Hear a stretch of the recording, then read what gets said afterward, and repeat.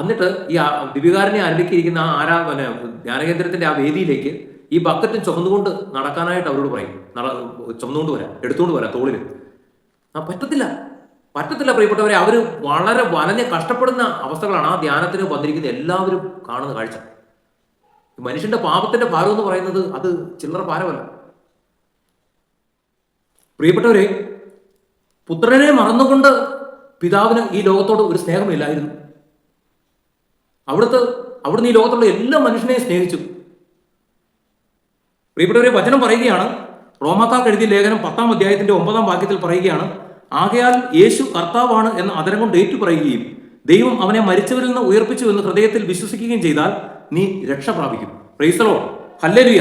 പ്രിയപ്പെട്ടവരെ, കർത്താവായ യേശുക്രിസ്തു നിന്റെ പാപത്തിന്റെ പരിഹാരത്തിനാണ് അവിടുന്ന് പീഡകൾ സഹിച്ചതെന്നും കുരിശിൽ മരിച്ചതെന്നും നീ ഹൃദയത്തിൽ വിശ്വസിച്ചുകൊണ്ട് ആ യേശുവിനെ നീ നാഥനും രക്ഷകനുമായിട്ട് ഹൃദയത്തിൽ സ്വീകരിച്ച് അതരം കൊണ്ട് ഏറ്റു പറഞ്ഞാൽ നീ ചെയ്തു പോയ എല്ലാ പാപത്തിൽ നിന്നും അവിടുന്ന് നിന്നെ രക്ഷിക്കും. നിന്റെ ജീവിതത്തെ അവിടുത്തെ പരിശുദ്ധ രക്തത്താൽ കഴുകി നിന്നെ മഞ്ഞ് പോലെ വെണ്മയുള്ളവനാക്കി തീർക്കും.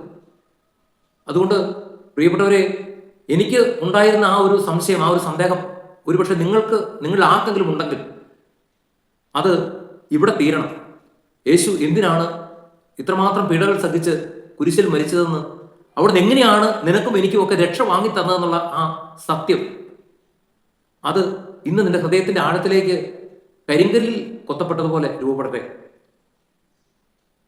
കർത്താവായ യേശുക്രിസ്തുവിന് മാത്രമേ നമ്മളെ ഒരു പുതിയ സൃഷ്ടിയാക്കി മാറ്റാനായിട്ട് സാധിക്കുകയുള്ളൂ.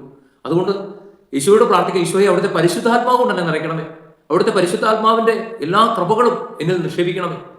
പ്രാർത്ഥിക്കാം.